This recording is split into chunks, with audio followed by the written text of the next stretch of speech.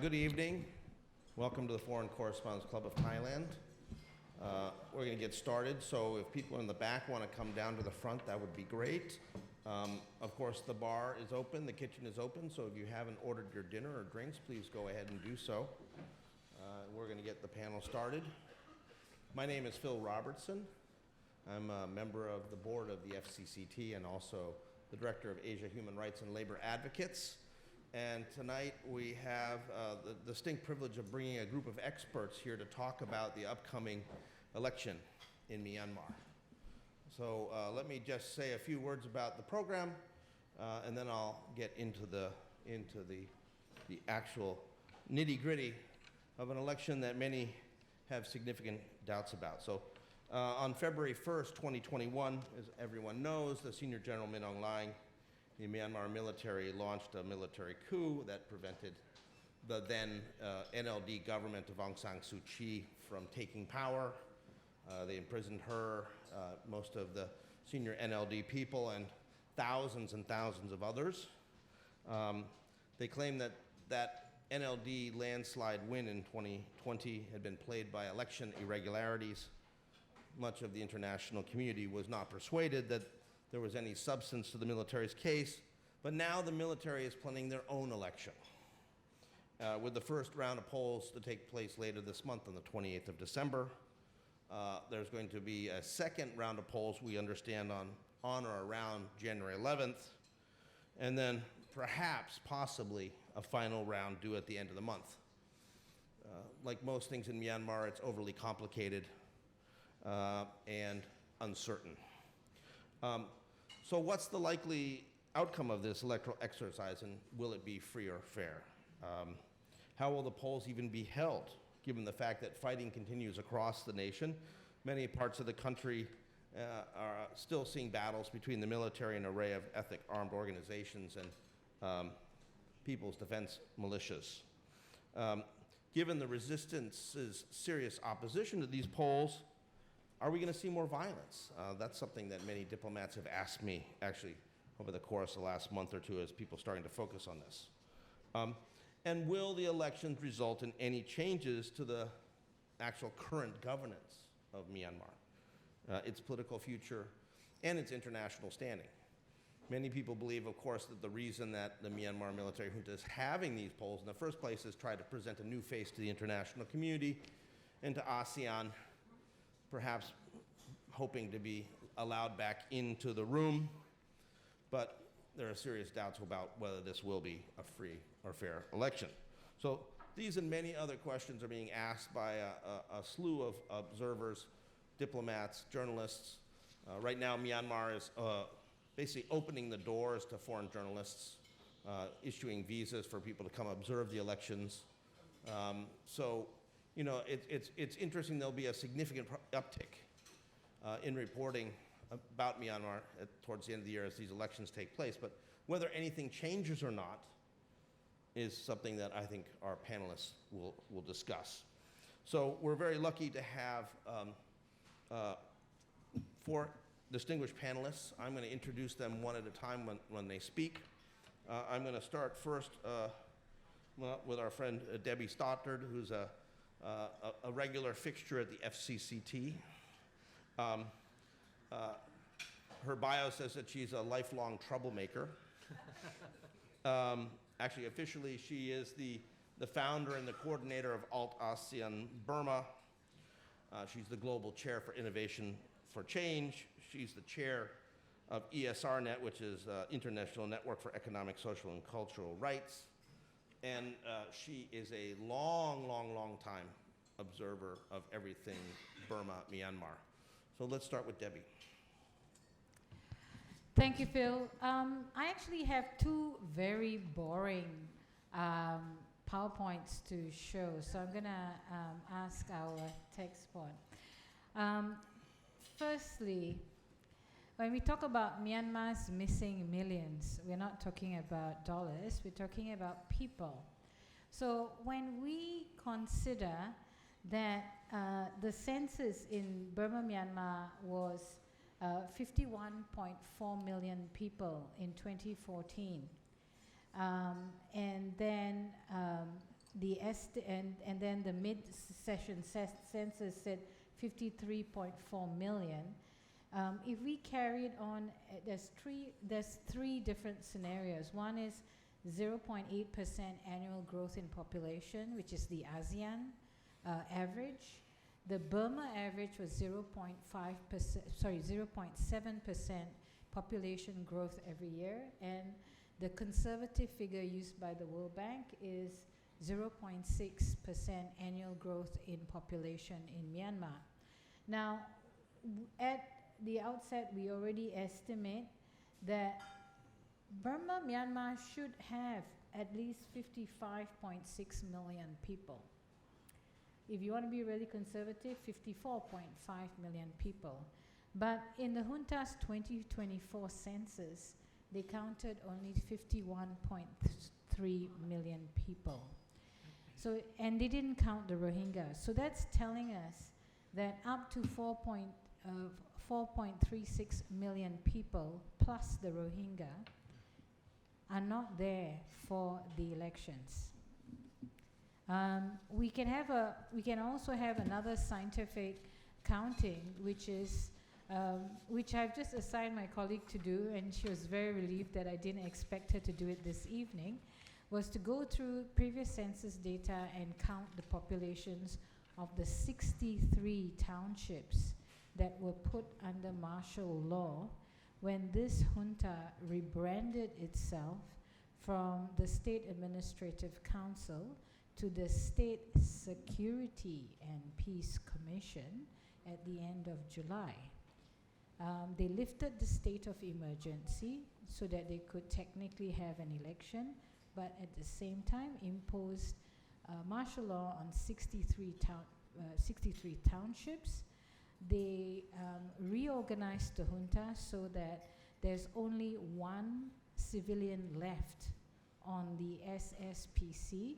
The rest of the cabinet are either serving or retired military leaders, which tells us that it's hardening itself. Next slide. Oh, you got the clicker. Okay. Oops. Okay.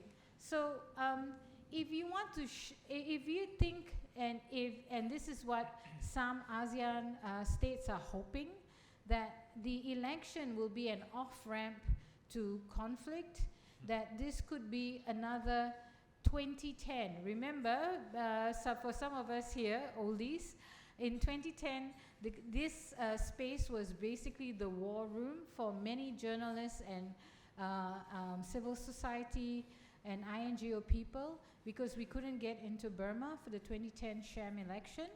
So if you recall, at that time in 2010, there were 2,189 political prisoners. Right now, there are 22,656 political prisoners as of 15th of December.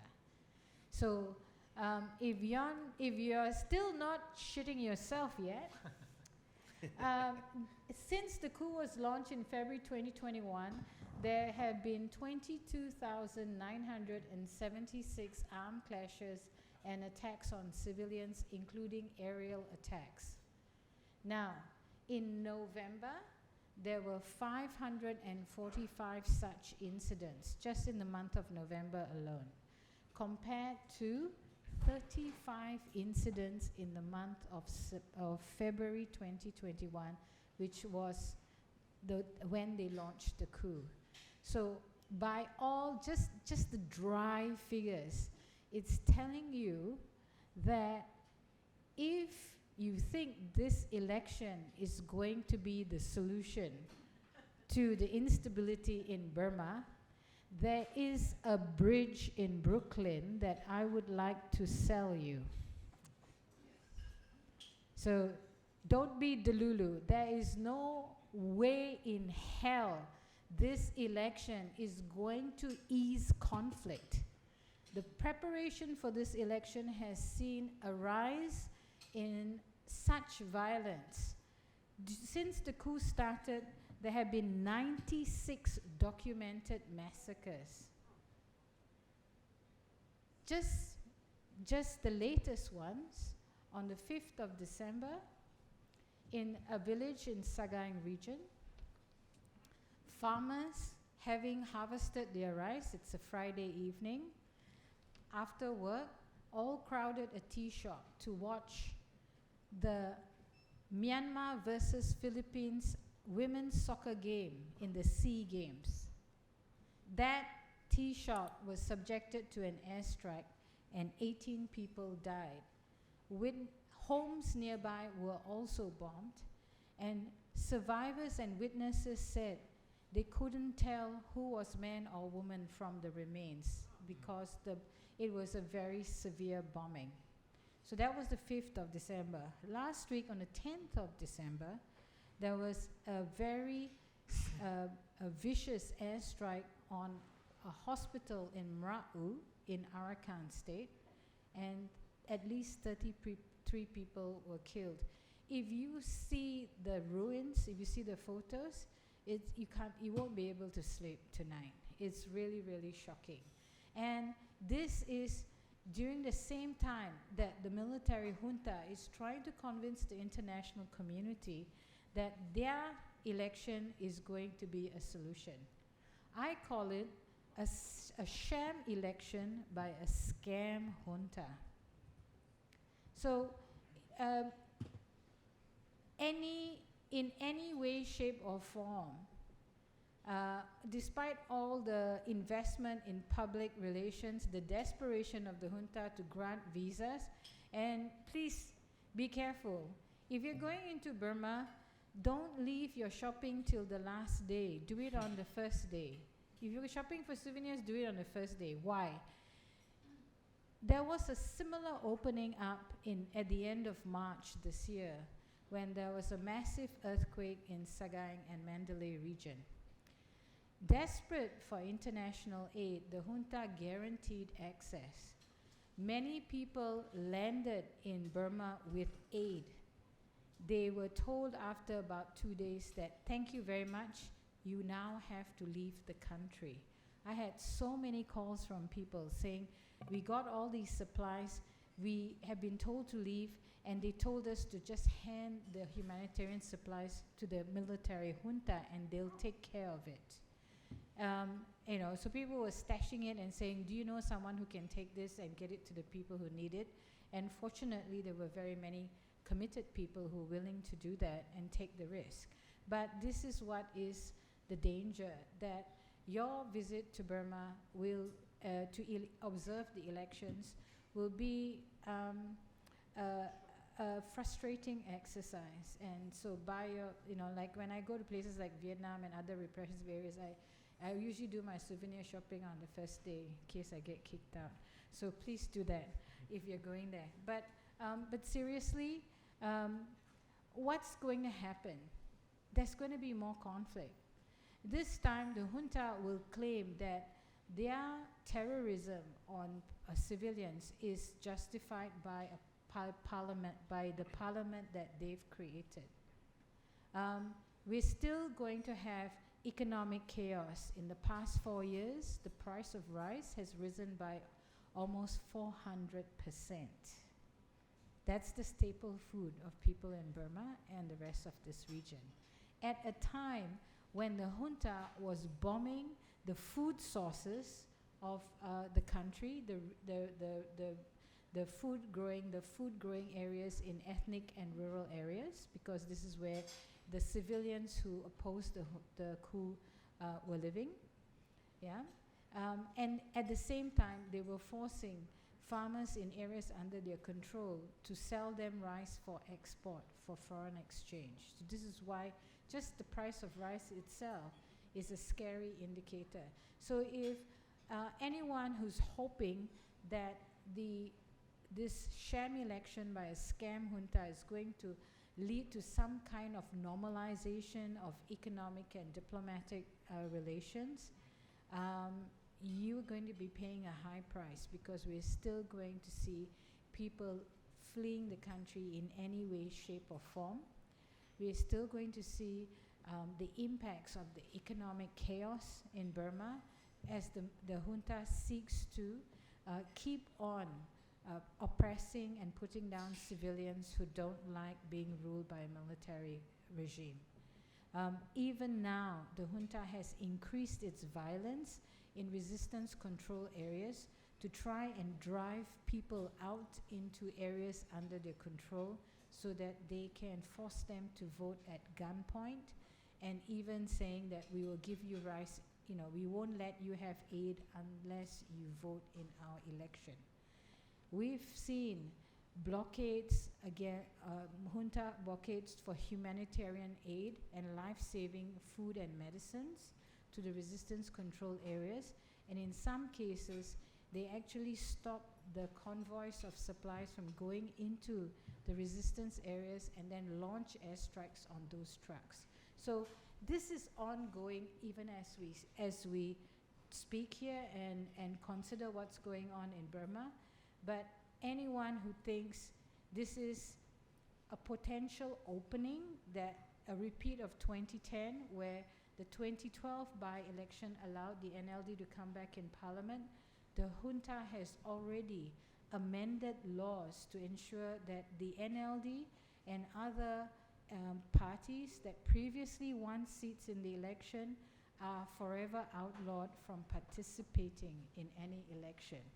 So there's not going to be any opening there. And the most amazing thing is this military loves democracy, or they love elections so much that they're willing to impose a death sentence on people who might be implicated in a death resulting from anti-election violence. But, a death sentence under the election protection law, we thought it was crazy, it's not going to happen. But then, 3.5 weeks ago, the junta sentenced 2 young men to 49 years jail for online criticism of the election. You see, every time you are convicted of criticizing the election, you have a maximum jail term of 7 years. It can even be sharing a news article or liking an article or even saying ha ha as a comment on an article against the election. And in this case, these men were charged with 7 counts, so they got 49 years jail. So I don't think there's any evidence to suggest that things are going to get better after this sham election by a scam junta. And I say scam junta for many reasons, including the scam centers that have come up since the coup. But we do need to be concerned, and we do need to understand too that as long as the junta continues to enforce this forced conscription law, it will continue to forcibly recruit young people, both men and women, into their war effort. They haven't suspended the forced conscription law in the lead up to the election. So all indicators are telling us that this is not an election that can be acknowledged. Instead, we should be supporting engagement with the legitimate representatives of the country. We should be pushing for an end of revenues and technology to the military junta that is used to attack civilians.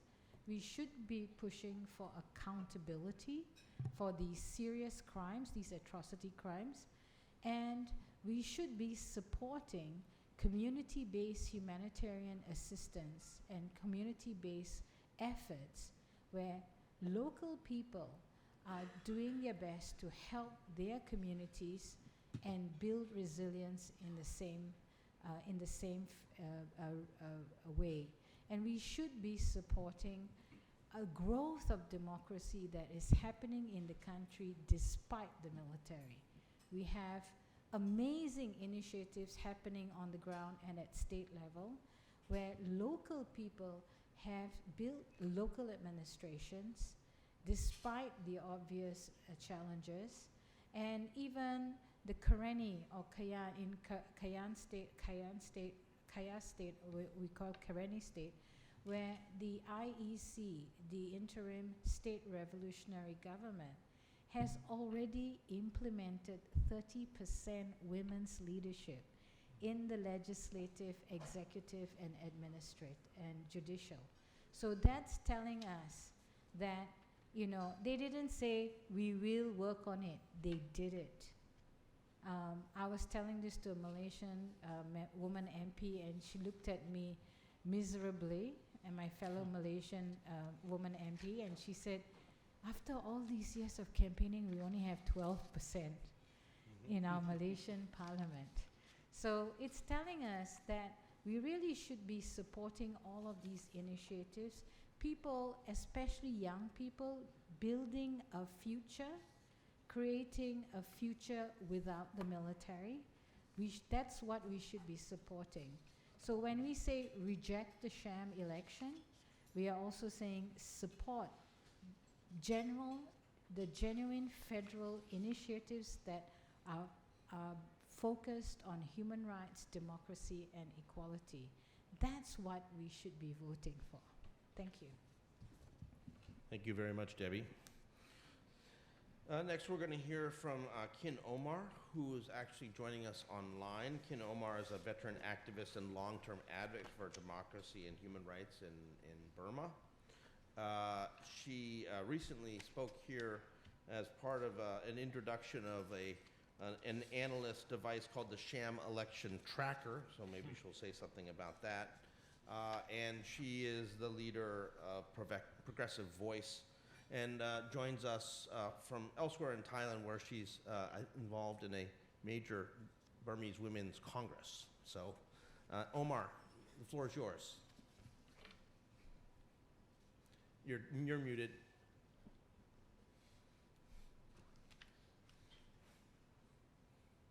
Can you hear me now? Yes, we can. Yep, great. Great. Thank you. Thanks, Phil. Thanks to FCCT for organizing this event. It's very timely, especially when this scam hunter is actually planning to hold the sham election on December 28th, when everybody is going to be busy to welcome the new year, spending the time with the family. So I know this is the time that FCCT is having a series of events on Myanmar, and many of you, I'm sure, are also joining one after another. And I just want to also thank you for your attention on Myanmar at this particular moment. Debbie has said very well on how the junta is planning the sham election, but the other two panelists after me will actually get into more decoding the sham election, so I won't get into much detail of the analysis. But like Phil was saying, I'm a part of this a group of youth. Actually, even though I'm not youth, but I'm actually supporting them for their effort to actually set up this sham election tracker, SCT, and that is the website, real-time website with all the updates, analysis, people's actions and campaigns, as well as the electoral manipulation, and also the intimidation, threat, and other related violence and violations that military junta is committing against the people. So you can actually check on the website as well.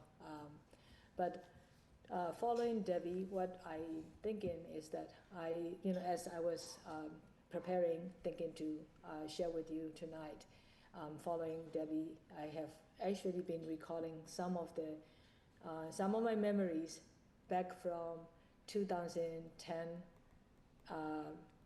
another sham election time that was orchestrated by the previous military regime led by General Min Aung Hlaing.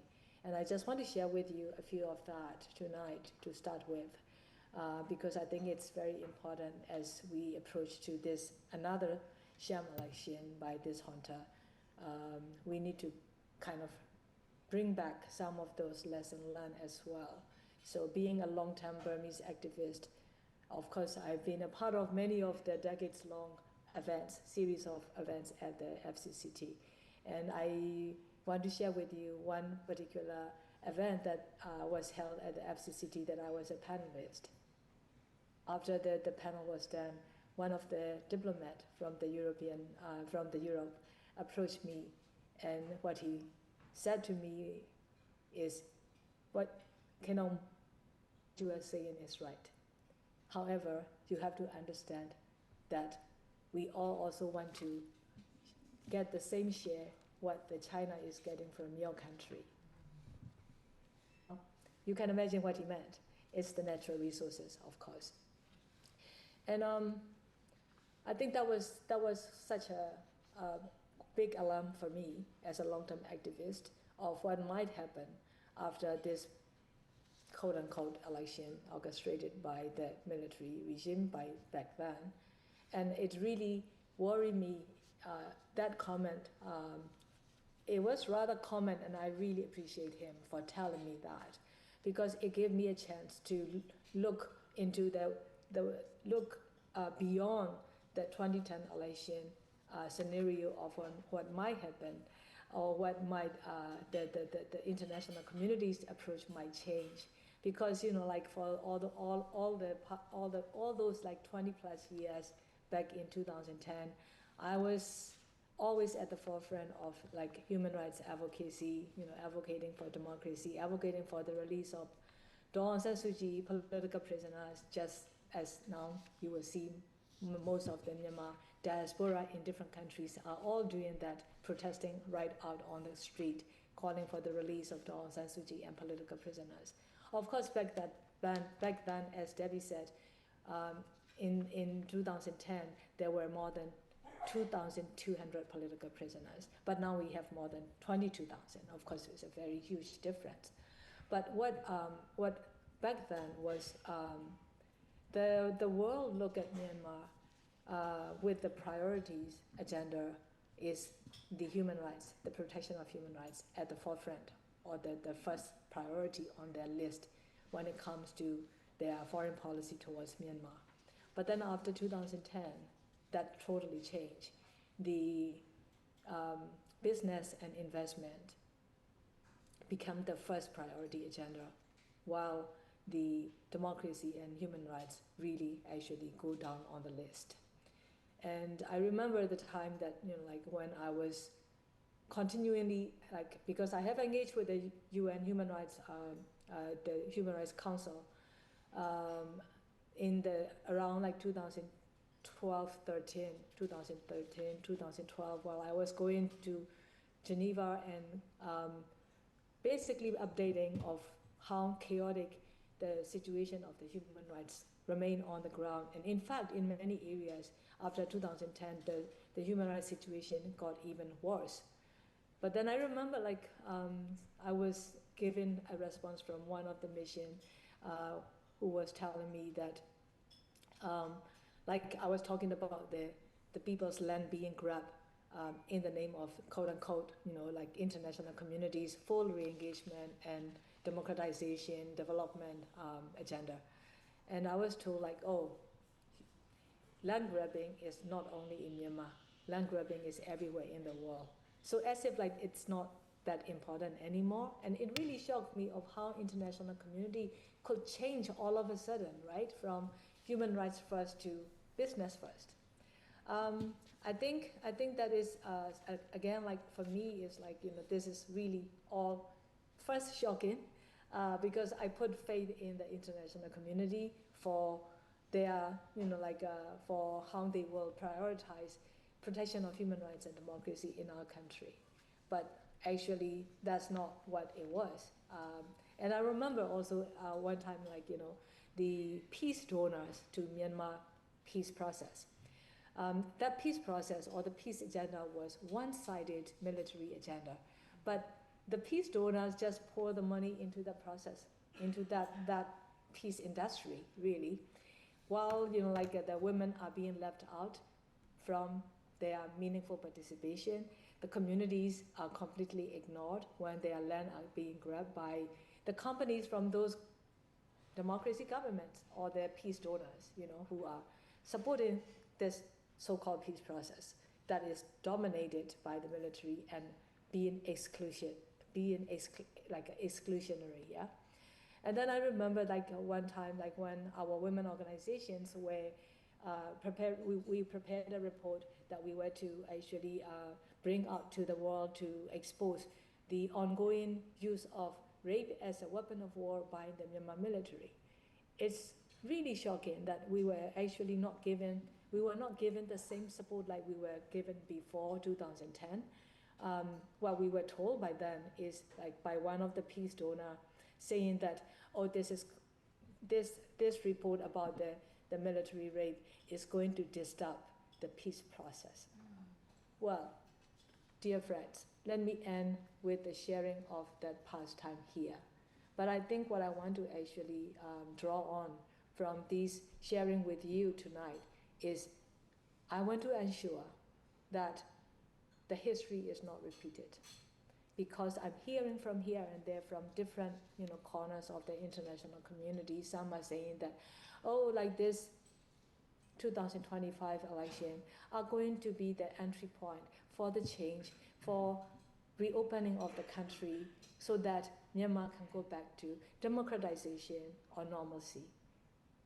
I would say absolutely no, just like Debbie just said. It is going to be quite contrary, especially the context or the landscape, what we had even before 2010 and 2025 is totally different, where the military is bombing the people, just like Debbie said. And the ground attacks are being intensified in the last month. Like my organization had to respond immediately to the emergency need of the thousands and thousands of villagers who had to flee out of their homes and villages because the military started attacking, the troops started attacking and torching their homes and their villages. And this is a part of the junta's sham election strategy to expand their constituency areas to be able to claim to the world for this legitimacy. So this is what I'm seeing on the ground, is that there are more and more human suffering. Like this, it's very clear for the people of Myanmar. If you ask people of Myanmar, whether inside the country or outside the country, across the globe, they despise this sham election as much as and as equally as they despise this military junta. And they are doing everything they can to reject, to push back, and to show their resistance and resilience. So you will see, for example, on the December 10th, as much as that you heard from Debbie about the International Human Rights Day bombing in Rakhine State on the public hospital in Rau, but also there are many other places in Myanmar under the democratic resistance movement's control areas. The people are actually showing their resilience and resistance, including in some of the major cities. There was a silent strike. And that silent strike showed very clearly of how people disagree with this sham election, of course.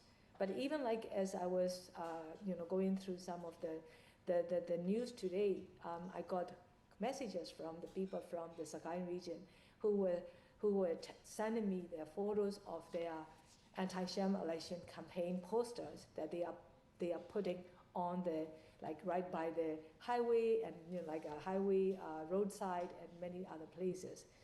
But if you also look at the diaspora across outside the country, many of them, of course, even though the junta-controlled embassies are opening the the advanced voting, they are not showing up there. Only very few show up. But many of them are joining the demonstrations in Korea, Japan, and United States across, where they are showing their no to this sham election. And I think the key point that Debbie already mentioned that I want to expand a little bit is that there is this new Myanmar nation-building process, this political transformation, homegrown. That is something, this is the narrative that that reflecting the ground reality that the world need to understand. There is this new Myanmar nation building process that Myanmar people are making so much efforts on the ground, young people sacrificing their lives amidst all of these bombing, that they are actually building the blocks of federal democracy. The young women are being involved, the civil society is being involved, the civil society, not only the civil society, but also the civil disobedience movement, doctors and nurses and teachers, like who are caring for the wounded and who are teaching the children under the tree as they move and mobile around to avoid the airstrikes. I think these efforts need to be recognized by the world. Of course, we are very happy to see that European Union, the EU just announced the humanitarian aid for the Rohingya refugees on Bangladesh side, as well as for the IDPs, internally displaced people within Myanmar. But you see, we need to be able to feel assured by the donors like the EU that these pledge humanitarian aid support funding will go through the locally led humanitarian responders on the ground from the border channeling, but not through the military junta, which never reached to the people. And this is exactly what Debbie was talking about. Like I was saying, like my organization had to immediately respond to those thousands and thousands of villagers fleeing in the last 2-3 weeks' time, for example, where the international aid agencies are not able to have access to. So I've been talking to the Japanese government, I've been talking to many other international community. You need to ensure that your humanitarian aid money goes directly to the people, but not get stuck in hands of the military that will be weaponized by the military junta. Saying that, I want to actually end with one key particular point, because as you all I'm sure are aware of, how the international community and the United Nations, including the Security Council, put the ASEAN role at the forefront when it comes to the Myanmar crisis, to address the crisis with the 5-point consensus, which have failed over the 5 years to the Myanmar people. However, we understand the limitations that ASEAN has. But I have to give a credit to Malaysia as the chair of the ASEAN in 2025, that Malaysia took one bar high than the previous chairs by actually having the ASEAN leadership make a commitment first to this sham election, not sending the observer. Second is also pledging to the humanitarian aid with non-discrimination approach to the areas that is needed for the population impacted by the conflict. What that tells me from that language, we can interpret very clearly that this internally displaced population needed the most urgency, life-saving humanitarian aid is through the border, not through the junta. The ASEAN Humanitarian Coordination Center or the AHA Center need to actually implement this. We need to now, okay, we see this political statement or the political position or the commitment from the ASEAN, but now we need to see the real implementation. And I want to call on the international community, international donors, including the EU. Thanks for not sending the observer. Stay very firm on the democratic principles, reject or renounce this sham election. Also, not only the sham election, but also the coming results. But at the same time, let's make sure that ASEAN is able to implement what it made commitment or the pledge for the internally displaced people to get this life-saving aid through the border. And both the EU and the other international donors, including Japan, Australia, New Zealand, Korea, they all need to come together and tell the ASEAN and join hands to make sure that cross-border cross-border aid is reached to the internally displaced population directly. And I think that is the call that I will make. Two major calls. Denounce sham election and its results, and let's make sure that your pledge for the humanitarian aid go through the local responders from the border directly to the impacted population. Thank you so much for your attention. Thank you, Omar. Thank you very much. So we've heard two speeches talking about some of the general political background and the situation in Myanmar. Now we're going to go to the nuts and bolts of this election. We are lucky to have Emil Vier. He is an election observer and consultant with experience in over a dozen countries. He previously has covered Myanmar's elections.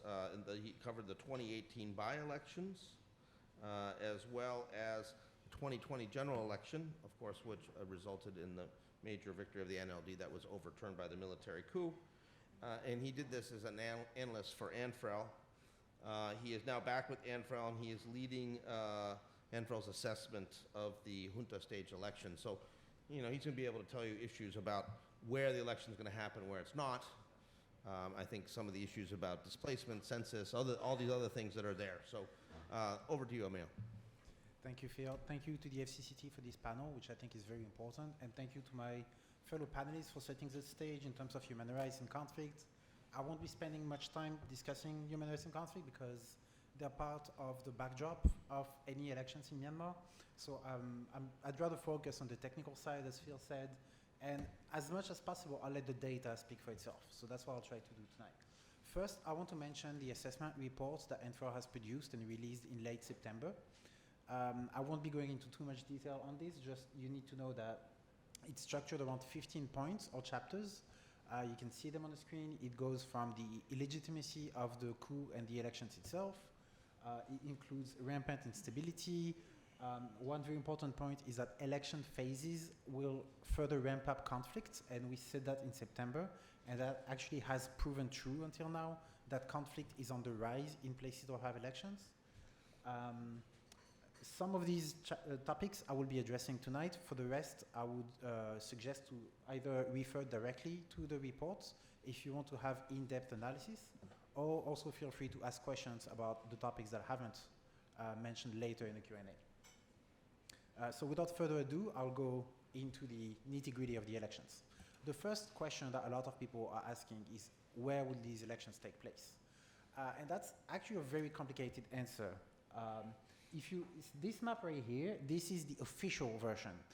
So you have different colors there. You have a darker blue, which is phase 1 of the election. You have, so that's December 28th in 102 townships. The lighter blue is phase 2. That will be on January 11 in 100 townships. What's in gray is what we assume to be on January 25, phase 3. There is the increasing risk that these elections either could be, phase 3 could either be delayed or postponed. However, in the past week, the generals in Myanmar have been again talking up the date of January 25, so it is possible. However, the one entity that does decide on the date is the Union Election Commission, and they still have to announce formally phase 3 of the election. So at the moment, it's really to be confirmed for phase 3, and all of the analysis I'll present in this slide and the following take phase 3 as a very much TBC part of the election. What's in red are the 56 townships where we've known for months that elections will not take place. Most of these are where there is the most armed conflict, but not necessarily. Some of these are actually not in conflict. They're just held by EAOs that are not fighting with the central government. So there are different reasons for those. And there's not a complete overlap with the 63 townships under martial law. Some are under martial law and have elections. Others will not have elections, but are not under martial law. It's quite complex. Beyond these townships in red, something very important has happened on December 5. The Union Election Commission has announced further cancellations. These 3,000 wards and villages, village tracts, so these are the lowest level of administrative units in Myanmar, nearly 17% of the entire country was cancelled. And that is within the townships for phase 1 and 2. So it's quite complicated, but you have a township that holds election, and even then, within the township, you can select which parts will vote, which parts won't. What that looks like, courtesy of the good people at DVB, Democratic Voice of Burma, they have produced the map on the right that we have translated. So you can see the red on this map is omnipresent. It's actually a lot more of the country that will be excluded from any kind of elections.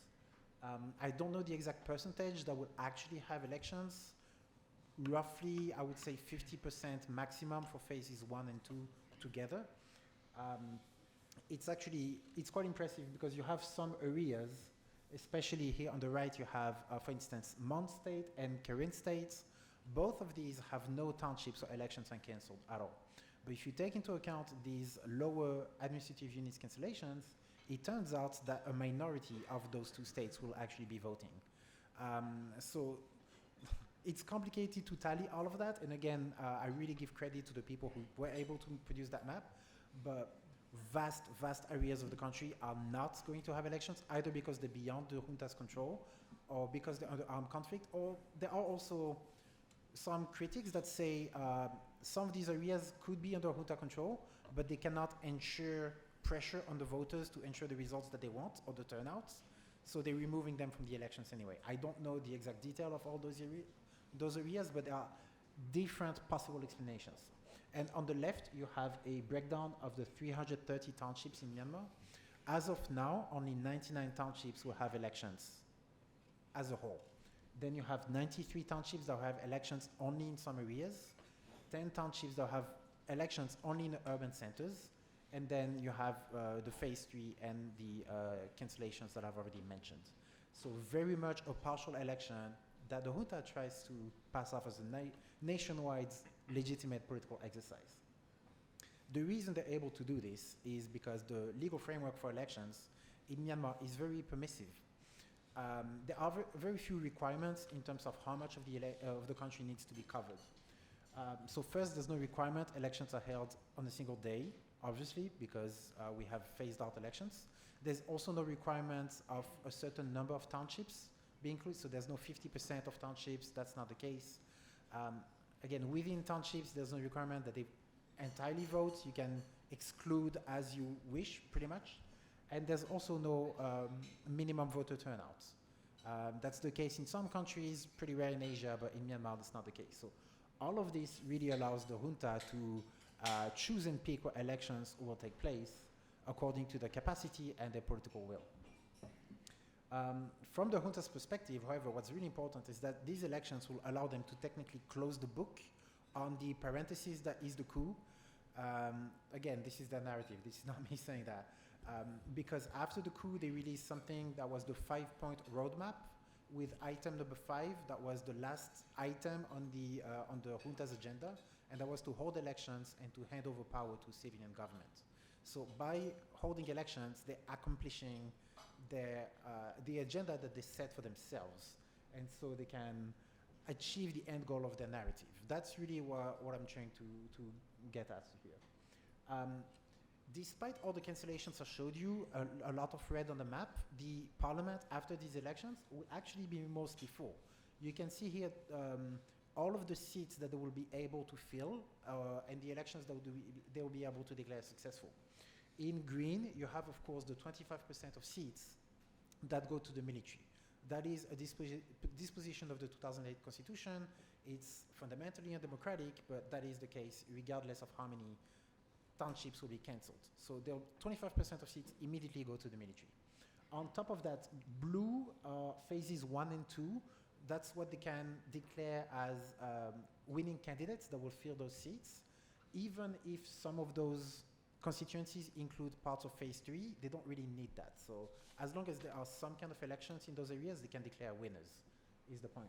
Gray would be areas that are only in phase 3, and that's mostly for the lower house of parliament. You can see in the upper house, there's very few seats that actually need phase 3 to be declared winners. And the yellow part of the upper house is the proportional representation. I'll get a little bit into the detail of this because electoral systems can be complicated, this one especially so. The key point is partial elections, nearly full parliaments. That's the way it's designed, and that's obviously intentional. The electoral system, which is new this year, the junta has amended electoral laws in July.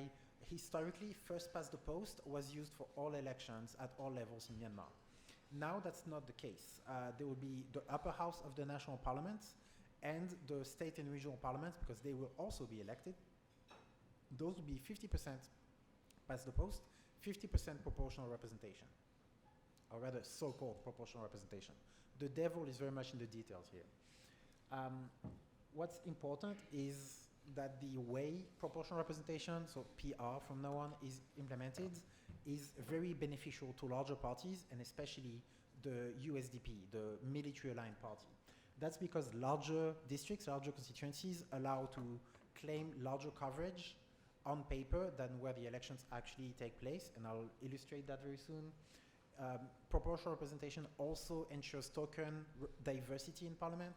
Some parties will get some seats just mathematically by participating, and I think that's largely the intent here, not to have a parliament that's 100% USDP, but at least looks like there's diversity. The diversity is limited because the PR districts are often, they only have 2 seats, and when you have 2 seats, it's literally the least proportional on the spectrum of electoral systems. So that's the winner and the second best will get the seats, not smaller parties. So they have leveraged all of those factors very carefully. And something else is, I'm talking proportional representation. There will not be an election for proportional representation. The elections are first past the post, and then you take those votes and calculate to get proportional representation. If it's confusing, that's normal. Again, it's intentional. Anybody who has covered Thai elections in 2019 had the same thing, where one vote gets converted, and that's the same thing that they've done here. Some illustrations. When I say that larger districts enable larger coverage, I've zoomed in here on maps made by data from Myanmar, so thanks to them.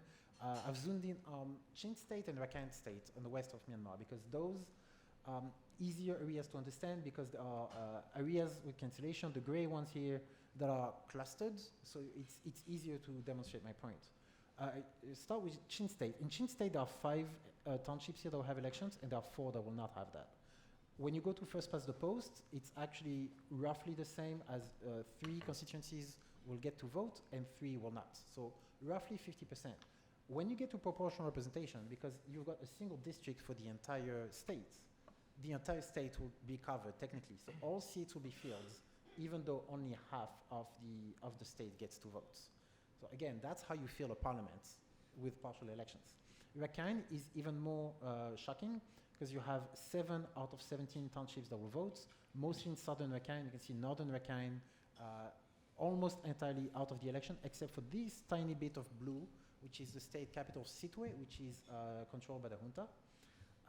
In first past the post, 2/3 of the districts will get MPs elected, and then because there are 2 constituencies for proportional representation, the one for northern Rakhine, which again will be only Sittwe here voting, but that will technically represent for a mandate of 5 years the entire North Rakhine. So a little bit technical, but I hope that this comparison illustrates the fact that you can manufacture a nearly full parliament.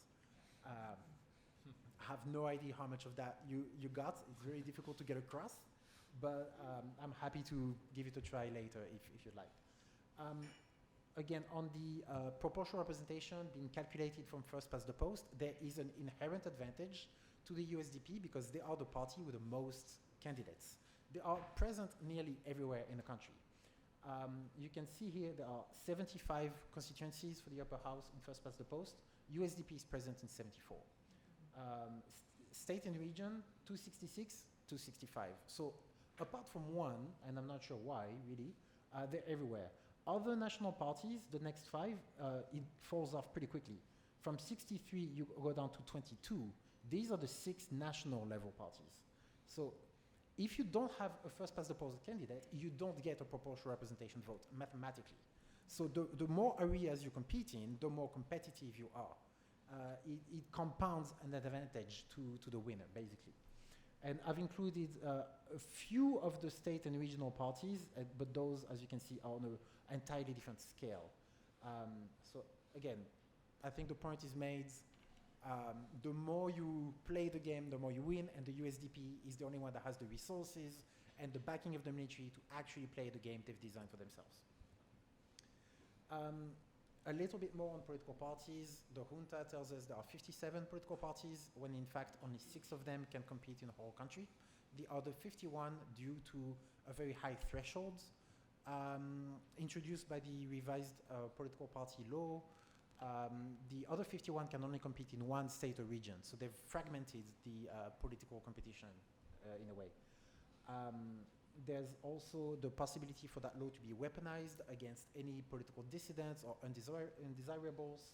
And one example would be the National Democratic Force that was dissolved in September, despite what they say they had 80,000 members, so well above the required 50,000 to be a national party. The Election Commission dissolved them, saying they didn't have enough, no right to appeal, and that's the end of it. So even a party that wanted to compete, that is pro-junta, was eliminated almost at the last minute. I don't know the rationale behind it, but it's very easy. That can also be done after the elections. If any party wins a little too much for the military's taste, you can just dissolve them after and reassign those seats. That is a real possibility. But basically, all of those parties, they are all pro-military to some extent. They've been extensively vetted. They are either propped up by the junta, being co-opted, or otherwise seen as compliant with what the junta wants. And the USDP, again, the Union Solidarity Development Party, the Green Party in Myanmar, has nearly 21% of all candidates. When you but the 51 local parties together have fewer than 20%. So again, the USDP trumps all of the parties on the political arena. And there are 31 constituencies with only one candidate across the country. 28 of those will automatically go to USDP. Again, not all players play by the same rules, apparently. These are the seats after the 2020 election. The very large slides, or red is obviously the National League for Democracy, but it's not the only party. But this big chunk, which is 90% of all seats, these went to parties that no longer exist today. So the parties that do exist, that will compete, they represent less than 10% of the seats 5 years ago. Very telling. And in terms of votes, the divide is a little bit less obvious, but it was still 73% of votes for the parties that no longer exist. So free choice, not really. The election protection law has already been mentioned. I don't think I need to spend much time about it. I will just mention that the minimum sentence is 3 years in prison for any form of criticism of the elections. There are competing statistics on this according to DVB, which has compiled information from junta statements. 322 people have been charged so far. However, just today, the junta itself has come out and said 229 people have been charged. So I don't know what the exact number is, but apparently neither does the junta, because these are all, like, in a way, either directly or indirectly from their own statistics.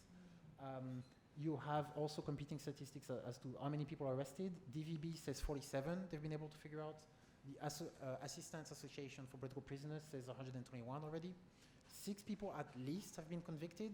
However, a lot of those cases, we don't know the person, we don't know the crime, they don't have access to a lawyer, and no media covers the trial, pretty much. So there are a few cases here. The one that Debbie mentioned, I believe was not for online criticism, I believe was for posting stickers.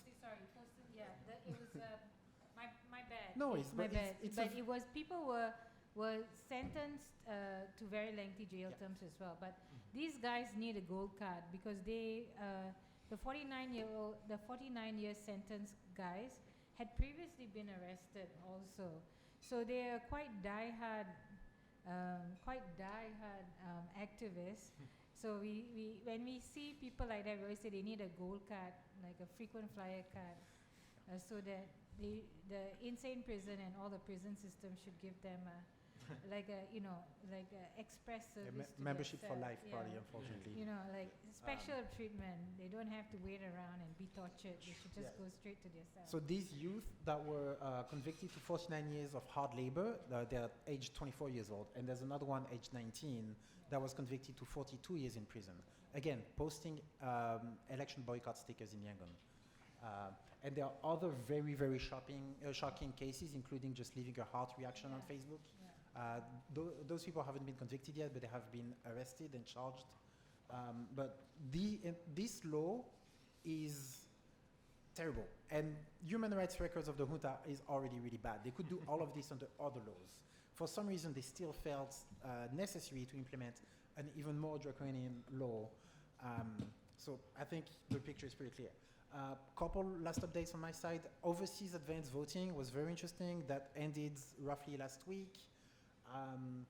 There were reports that Myanmar citizens in some locations, including South Korea, were forced to register for advance voting when they went to renew their passports, or the embassy staff would say, we're not renewing your passport unless you sign up for advance voting, which interestingly, advance voting, the registration was initially October 15.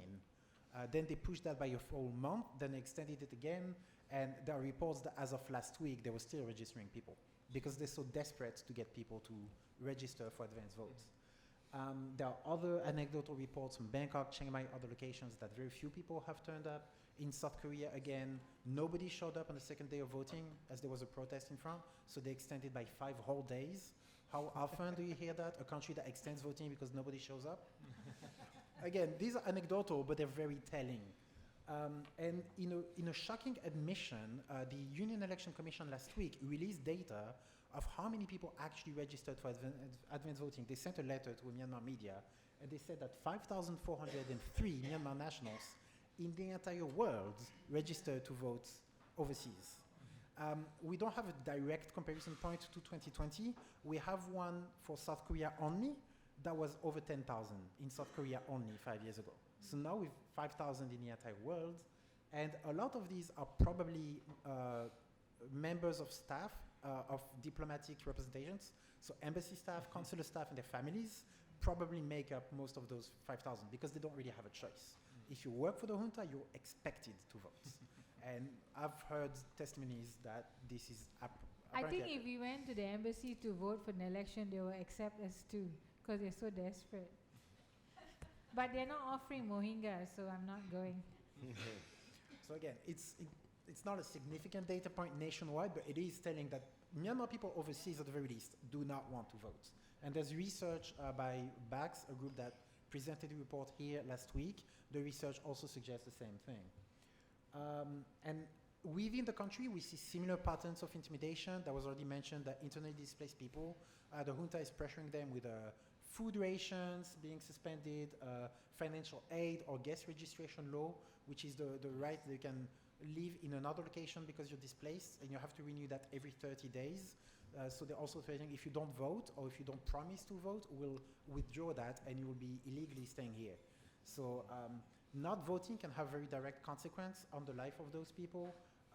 Migrant workers, students, civil servants are especially targeted. Basically, anybody vulnerable is a prime target for the junta to pressure and to let them vote. Reportedly, middle and upper class families in most affluent cities feel the pressure less so, but that's simply because they can live without the benefits of junta aid. I also want to mention that intimidation and enforcement seems to vary widely depending on where you are in the country. It really depends on your local administrator, whether they're really pushing, whether their superiors are pushing. It's something that's true for the election, but that was true 2 years ago for the census. It's true for the last 2 years regarding conscription.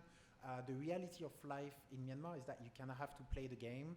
If they want compliance, people will go and vote if they're being forced to. That's what I'm saying. Like, I'm not blaming anybody for voting when it's the safest option for them to just survive and to protect their family. So never would we blame voters. A very last point on election observation and the countries that will be joining. As of today, Pakistan, it was announced that they will be sending observers in addition to the countries we already knew, which are Cambodia, Laos, Thailand, Russia, Belarus, China, and India will all send delegates. There will be pro-junta domestic civil society groups that will also observe. However, none of those are what we call credible election observers. They don't have a methodology. They're not principled organizations. They will not be giving a report that's public. And again, election protection law. I cannot criticize. An observer has freedom to say what goes right and what does not go right in an election process. The election protection law itself is enough to tell you that there will be no true election observation. But again, authoritarian governments, the same way they want to have elections, they want to have election observers because that looks good. And I'll just end by a picture of an election protest in Mandalay on December 3rd. That was very brave of these activists. They were led by Dr. Teza San, a very prominent strike activist from Mandalay. In the middle of the market, they distribute leaflets. The very next day, the junta did what they do, which was repression. They went to the market, they destroyed over 50 shops, And since then, they have offered a reward of nearly $10,000 for the arrest of this protest leader and two others, simply because of the protests they've done. And all of those people are also charged under the election protection law. And silent strike, if you haven't seen last week, this is Yangon, this is Mandalay. The theme of the strike was against the junta's election. So people turned up, or rather did not turn up massively. Still 5 years after the coup, they still very much make it known that they're not supporting the elections. That's all for me. Thank you. Thank you very much. I'm sure we're going to have a lot of questions for you on those technical details. Next, we're going to hear from James Rodehaver. He's the chief of the UN Human Rights Office focused on Myanmar since January 2020. He's based here in Bangkok. He's previously worked on major UN commissions, such as the Commission of Inquiry in Syria, where he also at the UN Assistance Mission in Afghanistan. He led the Human Rights Departments in both OSCE and Europe's mission to Bosnia and Herzegovina and to the OSCE mission in Kosovo. He's a lawyer by training, and I'm sure he's going to tell us all about all the various different human rights issues surrounding this election. No, thank you. I mean, I feel really, it's a real privilege to get to talk to you all this evening, and just to say that my fellow panelists have, I think, covered just about everything. So I'll try not to be repetitive, and I have to say that my thoughts are kind of all over the place because there are so many things that are so self-evidently wrong about this situation. And I go back to several points raised. I mean, I should actually start out with a bit of a joke, which is that whenever I initially heard that figure of 5,403 people that registered to advance vote, I had someone tell me that, hey, well, at least they outdid the number of people that participated in the census last year. So there have been a lot of shams and scams going on. It's actually kind of interesting, I think, that the word sham is a 16th century English word that is a noun meaning shame. And because a sham is the result of a shameful act, a con, a swizz, a swindle, a fraud, and this appears to be the number one activity that the military is engaged in, whether they're running scam centers or not. What I find particularly galling in this particular case is that an election process is being pushed forward at a time when Myanmar has never been more unstable. It's never been more non-conducive to an election process. Because again, what is an election process designed to do? It's to tease out or give meaning to the voices of the people, what they feel, what they want. Earlier this year in June, my team released a report at the Human Rights Council about the democratic aspirations of the Myanmar people, what they wanted their country to look like at the end of this crisis, what they wanted to see in terms of human rights, civic freedoms, accountability, the rule of law, and the types of institutions they wanted to underpin their future. And of course, it goes without saying, these elections are in no way designed to give voice to those aspirations. They seem instead to be designed to thwart those aspirations in every conceivable way that it can be expressed. Just in the last few weeks, my team has been following this elections process very closely. We released a briefing paper a few weeks ago on the different human rights that are being affected by the elections process. And we are going to be putting out an update to that paper on Friday this week, where we go through and note incidents that have occurred, violations occurring in each of these key areas, everything from insecurity and violence targeting the civilian population, particularly in areas where voting is supposed to take place. And also, of course, repression and oppression of any form of political dissent, any form of free and independent media, any form of civic space, really. And of course, we also look at the ways in which people are being coerced and threatened, or being the typical military bait and switch kind of approach, either promising incentives if people do register and vote, or threatening punishments if they don't. Of course, it's not, I mean, it seems that we all are seeing a lot of the same incidents. So a lot of these incidents that we will be reporting on have been mentioned this evening, or at least very similar types of incidents, where people are being told, you know, if you vote or promise to vote, we will ensure humanitarian assistance gets to you. Again, purposefully saying that we will allow humanitarian aid whenever the last 5 years have shown they have purposefully denied humanitarian access and humanitarian aid deliveries. So incredibly cynical and oppressive action to be taking. They are also, there have been airstrikes conducted against areas where IDPs have fled for protection. And following those airstrikes, they were, officials from the military visited these IDPs and said, go home. You have to go home to vote. If you don't, we will continue to bomb you. So again, trying to explicitly coerce people that have already fled because of the violence, now saying, go back and vote. There has, of course, been these public demonstrations of voting machines, which, of course, is almost destined, and we have a few cases that we report on, destined to provoke a retaliatory threat or response from armed groups or PDF groups that are telling people, look, we know you went to this public briefing on these voting machines, don't go, with the implicit threat being or else, do not vote or else. So again, it goes back to what is the purpose or the result that these elections will achieve.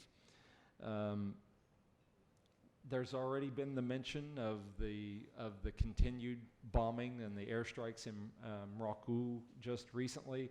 Of course, there were airstrikes carried out in areas around Morocco and in Rakhine and in many other locations all last weekend. But of course, those are not reported on as frequently or incisively. But there has been a steady, I wouldn't say an increase in airstrikes, but what we are seeing are airstrikes where multiple aircraft are involved in sorties using higher and higher yield munitions. So right now, the military is in love with the 500-pound bomb. And you saw with the hospital in Morocco what 2 500-pound bombs can do and just how much death and destruction they can cause. But again, that is violence occurring explicitly at a time when, for elections, there should be de-escalation. There should be an end to violence. So that's incredibly concerning. I would just point out, sort of with all of these things, of course, you have the military using its new toys, its surveillance network, using CCTV, the biometric data that they did collect during the census process. The PERS system, this personal identification system that they've been using, that also works very neatly with the CCTV system and the biometric systems that they've put up. They have proliferated checkpoints across the country. And again, using this surveillance technology, they have then been identifying people at these checkpoints that have been expressing dissent online, even as far back as whenever the coup first occurred in 2021. And then the other side of this, of course, is, at every checkpoint, you never miss an opportunity to grift. You never miss an opportunity to force bribes to get through the checkpoint.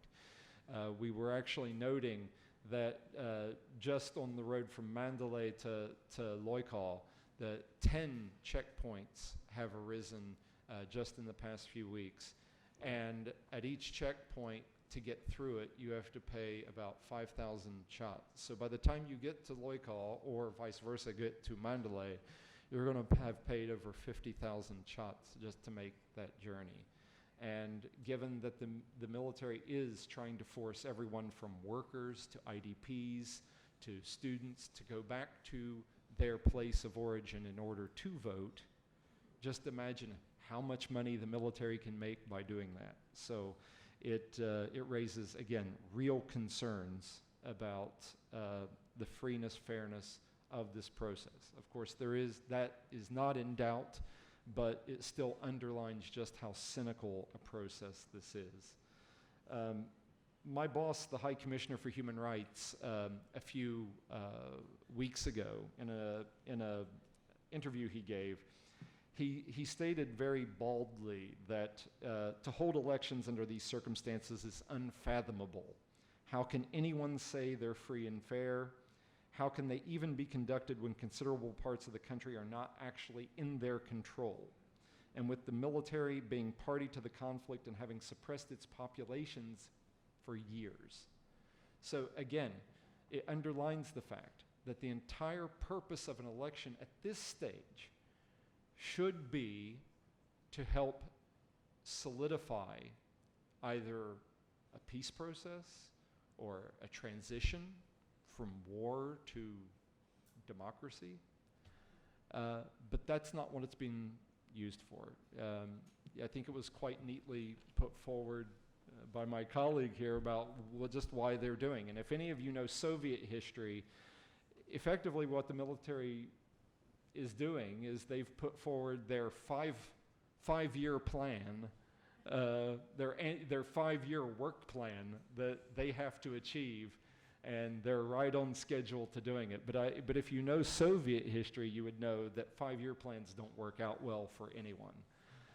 And so it is rather alarming that this seems to be the engine propelling this process forward. And why is it? It's not just to meet their work plan, but it's to go back to the very beginning. Why has there been so much violence? Why are they targeting their own population? They're doing it for legitimacy and to show that they are in charge. They are willing to butcher their own people to press the case for the legitimacy of their coup and for the legitimacy of how they have used violence to oppress dissent. And that is perhaps the most shocking aspect of, or bit of context, I would say, to any analysis where someone says, but look at 2010.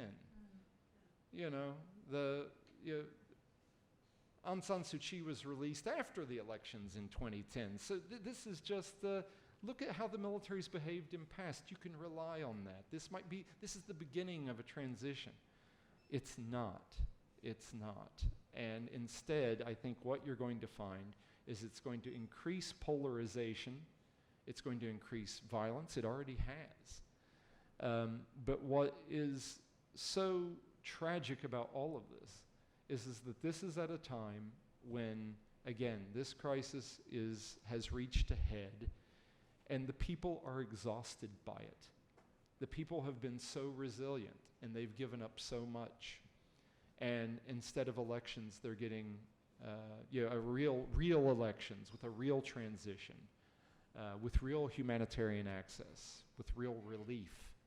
Instead, they're getting more violence, more cynicism, and more demands that they bend the knee and accept the coup and the violence that's been visited upon them. So for those who think that this process is potentially a transition, or that in some way this is going to give them the ability to say, okay, this is legitimate, let's move on. The specter of that possibility essentially does raise the fear that the coup will be legitimized, that violence will be legitimized. So what in the end is being asked of the Myanmar people? They're being asked to risk everything, their lives, their futures, to vote in an election where the results were known from the moment they were announced. And what that means is that on the 28th of December and during phases 2 and 3, the ballots marked are going to be marked with the blood of the Myanmar people. And that is, again, a sham. That is shameful. Thank you. Thank you very much. So, pretty strong consensus that this is not going to be free and nor fair, nor just, nor rights respecting, nor any other things that you would expect from an election. Asking the first question, what is the end game then? Is it Min Aung Hlaing is president? Is it rolling out a new parliament that then sort of says that, we are on the international stage and we're in a position to say that we're different from the previous government? I mean, what's the end game here? Question to anybody. And while people are thinking about that, I do want to point out that there is a microphone at the back. If you want to ask a question, you're welcome to do so. Please do identify yourself and your organization or institution if you have one, and let us know who you're directing the question to. So, first question is, what's the end game? What's going to be the outcome here? Well, I think, again, the junta's narrative was this 5-point roadmap that we need to close the book on the coup by handing over to a government. So I think there's an issue of self-legitimization, both for international purposes, for the international community to say, look, I've changed my clothes, I'm no longer a military, even though, of course. So they're gonna take off the green military uniforms and say that we're different. Yeah, I've seen that referred by some commentators by the emperor's new clothes, and I quite like that. But also domestically, to legitimize themselves to the Myanmar people, say, well, you've had a 5-year hiatus, but now there's elections again.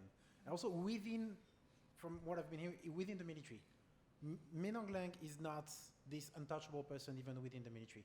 So that was the roadmap that he put forward, and the way he accomplishes it, with huge quotation marks here, is that he needs to have elections, if only to show other military officers that have done it. But again. Okay, others? The coup was a manifestation of toxic masculinity to start with. I sincerely believe this because Min Aung Hlaing was due to retire in July 2021. And he was freaking out because he would lose all his influence and power as the head of the army, and all his economic gains, he'll be lost. So he was pushing Aung San Suu Kyi to make him president. He didn't want to lose power. And when she refused to give in to him, he held the coup. He threw a tantrum. And he said, okay, if you're not going to do it, you're not going to allow me, I'm going to take it. And since then, everything that he has done has been to be increasingly violent and increasingly brutal, not just to civilians and the NLD and who he saw as the enemy, but even to moderates within his own military. Yeah? He is deep down inside, he wants to prove that he was right all along. And he needs the election, and that's why the military is behaving in such irrational ways to try and deliver this election to Min Aung Hlaing so he can feel legitimized. because he was castrated by Aung San Suu Kyi's landslide win. So I think when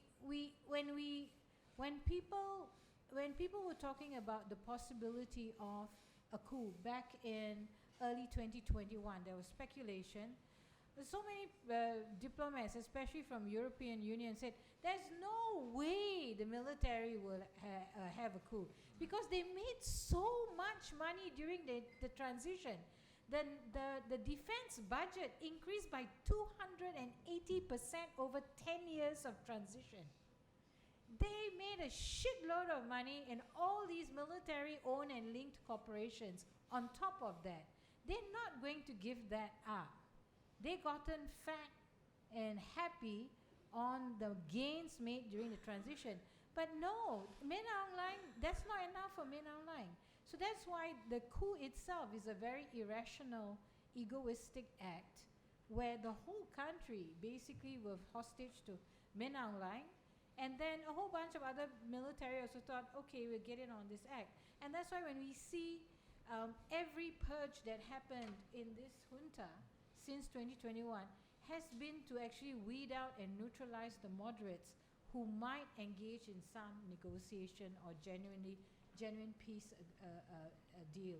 So Min Aung Hlaing wants to be Lukashenko. That's why they did now the new bromance is between Lukashenko and Belarus, Putin. It's a three-way.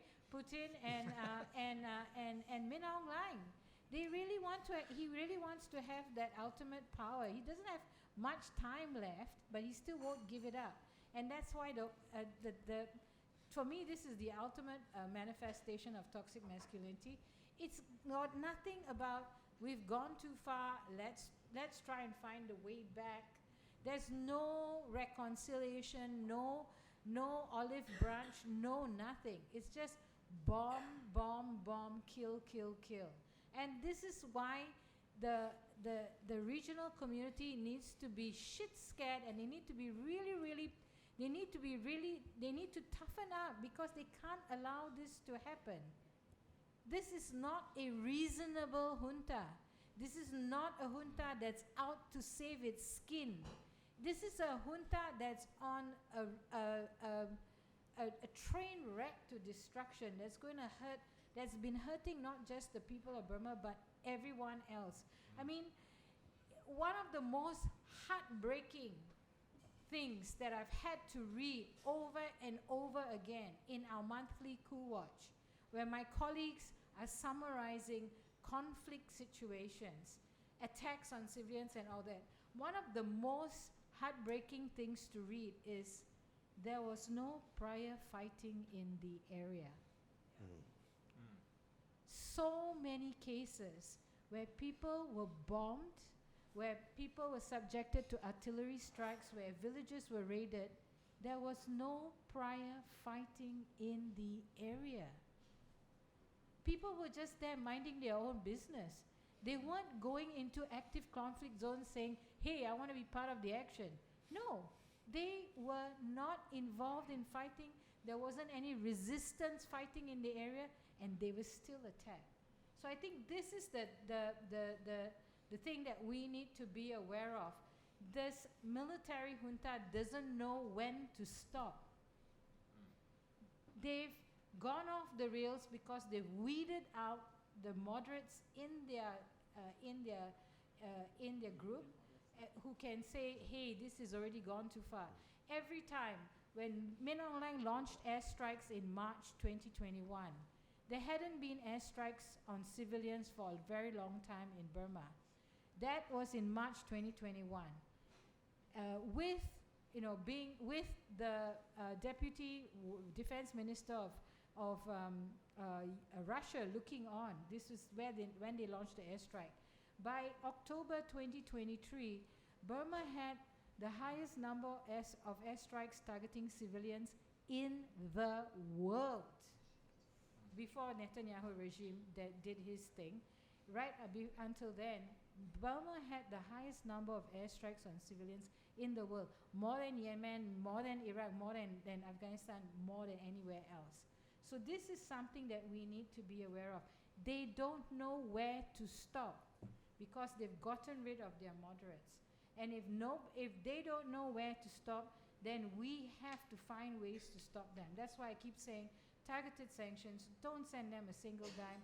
Don't let any technology go in their hands that they can use against civilians. So there's no end game. There's no happy ever after. At this point, even the regime doesn't fully believe that somehow this sham election will somehow make things peaceable for them. The way they're acting, they're buying more weapons. They're forcibly conscripting more people. That means they don't expect peace to come anytime soon. Yeah.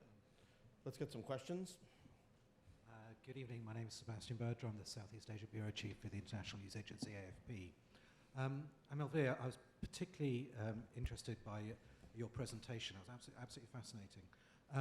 I'm really struck by the sophistication and detail of the methods that have been implemented to present the election, the setting up of constituencies and so on and so forth. And I'm wondering about why bother?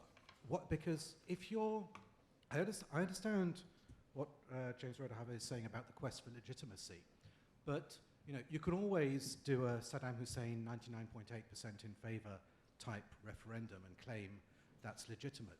When there's a war going on, when the NLD isn't participating, when the election isn't happening in a large part of the country, is anyone really going to be taken in by what is being presented? What's the incentive? Because surely no one who would who would think it's free and fair, who would not think it's free and fair, is going to be taken in. I'm puzzled as to what you think the motivation is for the sophistication and complexity of the effort to present it. Thank you for the question. I can only speculate on this. I can offer a few Speculate theories. away. Thanks. I will offer a few theories. First is that when Min Aung Hlaing couped, they immediately promised elections by the next year. So these elections initially were planned for 2022. And as time wore on and conflict raged, I think a lot of people with nothing to do on their hand except to do a perfect fraudulent electoral system, I think there was a little bit of patting themselves on the back and just trying to change this thing and that thing. The timeline, the political party law was in early 2023. That was also when the first electronic voting machines were disclosed. And then there was a full 2.5 years until the revised election laws came out. Basically, the day that they announced the state of emergency will end, then you had the amended laws. So as far as I can tell, they kept tinkering with those. Even political parties did not really know. They were promised proportional representation as a replacement for first past the post. And in the end, the election laws came out, and that's not what it is. It's 50%, 50%. Even though for 5 years nearly, they've touted, oh, we'll have PR from now on. So the rationale, I think, is they probably didn't want to give away too much control. That was maybe, from their perspective, a mistake, what they did in 2012 and subsequent, what a lot of the world dubbed a democratic transition, was a power sharing arrangement that I think they probably regretted. So I think they probably don't want to share that much. And in the end, you're right, why not just have ballot stuffing? Part of that is, I think, the dynamics of Myanmar. The junta is extremely legalistic. Why do they have an election protection law that's unnecessary? Everything in that law is already illegal, one way or another. So I think it self-legitimizes itself through law, through enforcement of laws that they can't enforce. It's a little bit weird. It's ritualistic in a way. And something else is that the world more and more is moving away from old school, old-fashioned ballot stuffing. What they did in 2010 or the 2008 constitutional referendum, that's also a good example, simply may not be possible because of the internet, because of smartphones, because authoritarians worldwide have seen it necessary to legitimize themselves through more election observation. Not just Myanmar, Cambodia, Zimbabwe, other countries have fake election observers. That's a trend we've seen for a decade now. And I don't know, there's probably other factors. I do want to open this question to other people, but my speculations are multiple. And when you're an ivory tower in Naypyidaw, busy, you have your army bombing civilians, but like, oh, what would I do if I were master of my own destiny? I think there's a little bit of self-fulfillment in that, but please, what do you think? In 2022, I was actually talking to a few people, a few key stakeholders, including in the NLD, about them announcing that they will hold the election in 2025, which is the scheduled date of the election, and that there were so many smart Burmese people making apps all the time that there could be potentially an election app that would allow people to vote, and maybe using Starlink or whatever, that there would be a way for that type of election. And then this person said to me, oh, you're just sounding like Beijing, because Beijing actually told the junta, don't have the elections in 2022, 2023, because there's too much fighting, and have it in 2025. Now, China is one of the actors that seem to have encouraged the junta to hold the elections in 2025 as scheduled. However, I think what they were hoping was that the elections will take place in a more stable period where there's less conflict. But the junta and basically various states, probably including Thailand, but definitely Cambodia, Pakistan, India, even Bangladesh, basically wanted to have a situation where there is some kind of nominal stabilization and legitimacy, so that they can forget about the past 5 years and go back to business as usual. But the problem is the junta, like the scorpion on the frog, couldn't help itself. It just got more and more violent. So they didn't actually, and I can remember a couple of years ago, Min Aung Hlaing actually saying that the elections will not be held as scheduled in 2023. They was being postponed until there was less conflict, until the country was more stable. But the behavior, his behavior itself, provoked and instigated more conflict. So, you know, it's really, it is really an interesting, if not so many people were dying and being tortured, it's kind of an interesting psychological case. Like, he was told, have an election when the situation is more stable, then, you know, we can go back to business as usual and say, well, the election wasn't free and fair, but it was an election, and, you know, let's turn a new page, like 2010. But he actually jailed 1,000% more political prisoners. He escalated the conflict beyond imaginable, and the country is now less in a situation, in the ability to have any kind of any kind of fair election. So, and they kept worrying, like, what if the NLD wins again? How do we prevent the opposition from winning? That's why they just kept tinkering and making the situation more complicated for themselves. But it is really Min Aung Hlaing wanting to prove he is right. Yeah. And secondly, the junta's allies wanting an opportunity or an excuse to say, well, they had an election, not free and fair, but acceptable, and let's go back to business as usual. But I think the criteria for that to happen still isn't there, which is why I think number of countries, especially neighboring countries, should be justifiably nervous and concerned. Yep. Just Phil, very quickly, one thing Yeah. I forgot to mention. I've mentioned a lot of instances of pressure and intimidation of voters. What we've seen in the reports, those are, there's pressure for them to go vote. It's not so much pressure to go vote USDP. That may happen, but I haven't seen those reports. And basically because they don't need to. The system is so over-engineered that the outcome is so predetermined that, again, why tell them at gunpoint, vote for them? Just go vote. We handle the rest, basically. My name is Matthias Peer. I'm the Southeast Asia correspondent for the German business daily Handelsblatt. China was just mentioned. I would like to ask you to elaborate a little bit more on China's role. The Chinese government has publicly supported the elections. What does China hope to gain from this process, and how realistic do you think it is that China will actually be able to secure its strategic and economic interests in the country through the elections? Who wants to speak about China? Oh, we love speaking about China. Oh, how about Omar? Omar, do you have anything Omar, to say? do you want to speak about China?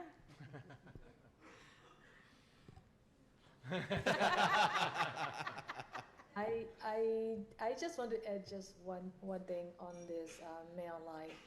I like because we have to remember, no, this upcoming sham election is based on their military drafted 2008 constitution, right? In which this 2008 constitution guarantees immunity for those who committed crimes, if like in the time of the state of emergency, kind of that clause, which I don't remember exact words right now, but I think Min Aung Hlaing also knows very well that that of course like there's an arrest warrant issue against him and from Argentina court and all of that. But I think by changing, holding this sham election in this year is sort of like meeting the timeline of the normal, like a normal election time. But like Debbie is saying, of course, I'm sure there will be those allies who will take the side with them, who have taken side with them already, including China, right? And of course, also that is in their own mutual benefit. I mean, or their own mutual interest, including China. I mean, I don't want to talk much about China. I'm not a China expert person, but it's very clear China's interest in Myanmar is not only geopolitical, but it's also this wealth of remaining natural resources, including rare earth. And I think it is, for China, like it's like like everything what we have in Myanmar for the next generations is as if like that's for them is that's for China. I think that's that whole thing is where China is playing. I mean, like we talk about China supporting the sham election, but also we haven't talked about China actually, the state, China state-owned companies actually are supporting the arms and ammunitions and dual-use goods, technology, surveillance, and I'm thinking, the surveillance actually is the huge problem, where many of the activists and supporters to democracy movement are being arrested, yeah? So I think that is something that I can talk about China. But coming back to Min Aung Hlaing, I think like changing the uniform, like I'm sure he thinks that like changing from the SAC name to SSBC and then into quote unquote like a elected government thing. That's what he thinks that he can still deceive the world like his predecessor. General Min were able to do in 2010, and that's the very reason I was sharing a few of my experience as a lesson learned in the beginning of my talk, because I don't want the international community, the EU and like Australia and US and Canada and all Nordic countries and all to go back like to the like being deceived again and trapped again in that the same way of the old playing the old book by Min Aung Hlaing. I think like one thing that I want to also say is that the international community, I think they will have to be very clear at this point, is anyone who think there might be some kind of opening or the entry point, even if they think it is an entry point to bring to bring back their business interest in Myanmar, the reality is on the ground is so very different. Like I was saying, the people's building blocks of federal democracy on the ground is unstoppable. And I think like what China is having right now is, you know, like with all of their national interest, they are aiding and abetting all of these crimes against humanity and war crimes that military is committing.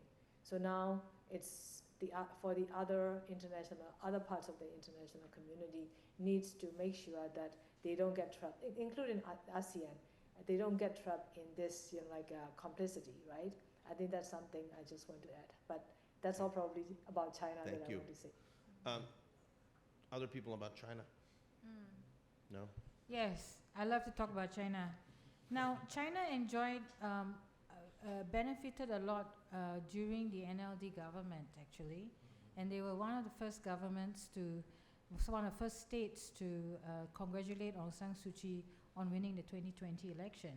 They really benefited because of improved stability in the country, to the point where a lot of ethnic groups were quite unhappy with Aung San Suu Kyi because they lost a lot of land to natural resource deals and commercial agriculture deals. Now, what China is stuck with is they want stability because, you know, of their strategic interests, economic and otherwise, but they also are stuck in a Catholic marriage with the military junta, the old-fashioned one where you can never get divorced. So they were trying, as a child of one of those marriages, they like, no matter how bad it is, you still can't get out of this because they prefer some kind of stability. They don't care. They don't have much of an ideological commitment. You can be anything, but as long as you deliver stability and we can do trade and we can do our business, and even better, if we can do business with other companies from other countries coming to be part of a joint venture in Myanmar, so that we have a lot of people to share the risk with while still getting the biggest slice of the cake. That's China's way of operating and building relationships with other states. Now, that cannot happen now, but they're stuck in this Catholic marriage. They can't do anything about it at this point because China, despite being so rich and powerful, is very narrow in its thinking. And we need to see an event like the way Russia told East Germany, we no longer have your back. Yeah, I mean, I'm old enough to remember that. When Russia said, I'm sorry, dears, we no longer have your back, you're on your own. And then we saw how East Germany just fell. I think we do need China to have take a calculated risk on that. But I'm not sure that Beijing has the courage to do that. Now, China has gotten itself, as part of this Catholic marriage, has now become a peacekeeper in Lazio. Yeah, so we have a peacekeeper. China is functioning as a peacekeeper in Lazio. The MNDAA, the resistance, took over Lazio in October 2023. And then Min Aung Hlaing went crying to Beijing and stamped his foot and said, please, please. And so they pressured the MNDAA to hand over Lazio back to the junta. And they have had to station themselves in Lazio, China, to make sure that the terms of the agreement are met. Similarly, the Beijing had to pressure the TNLA, the Ta'ang National Liberation Army, to hand over Mogok. And despite the fact that people were banging pots and pans every night for a week to protest the handover of Mogok to the military junta. Now, China is going to find itself, they have to change religion. They have to get out of the Catholic marriage, for sure. Because at some stage, it's going to cost them too much. They cannot afford to underwrite Burma, a Burmese military junta in the same way that they spend so much time underwriting the North Korean regime. And they cannot afford to have these 2 points of instability on either side of them. I think the biggest, the Phantom Menace, pardon my Star Wars references, the Phantom Menace in this whole picture, and I've said it consistently, is Russia. Because Russia doesn't have to deal with the consequences of whatever happens in Burma, no matter what they do. Because They just sell the weapons and go. yes, because, and in fact, they are using made in Burma bombs on Ukraine as well. So the thing is that if all hell breaks loose in Burma, China will feel it. It's their backyard. But Russia won't feel it. And I think that is something that we have to be really careful of, because Min Aung Hlaing is totally in love with Putin and Lukashenko. He doesn't like China. China is just an ally that he has to please somehow. It's a love-hate relationship, like any Catholic, old-fashioned Catholic marriage. But the thing is that we also have to understand that China is not as monolithic as it would like us to think. We do actually have to push back on China. It cannot afford to be underwriting all these conflict situations, including in Balochistan, in Pakistan, and other places. So, at some stage, they're going to have to let go, or they need to actually make an executive decision and say, sorry, Min Aung Hlaing, we don't have your back. You haven't been delivering. You have not fulfilled our KPIs. Right. Thank you. I think we have time for one more question, if there is one. I mean, we're already run well over time, so if there's not, and I don't see one. I want to thank our panelists, Kin Omar, who joined us from the north, and Amel, amazing. I'm sure a lot of people are going to want your PowerPoint presentation. That's fine. Yeah. And yeah, I mean, this is about elections.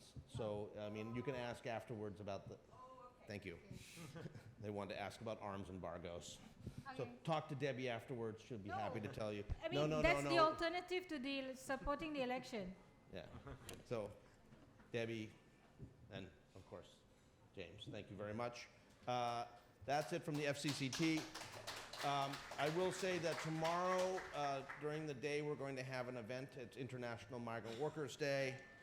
There's a panel of amazing advocates from Thailand who are going to be here starting at 10 a.m. So if you're interested in knowing what's going on with the international migrant workers in Thailand, including the Cambodians who are being forced to send home, and what's happening with the construction workers and the migrant workers on fishing boats and other things like that, there'll be a full panel here tomorrow at 10 a.m. So thank you very much to our panelists, and thank you for coming. Thank you.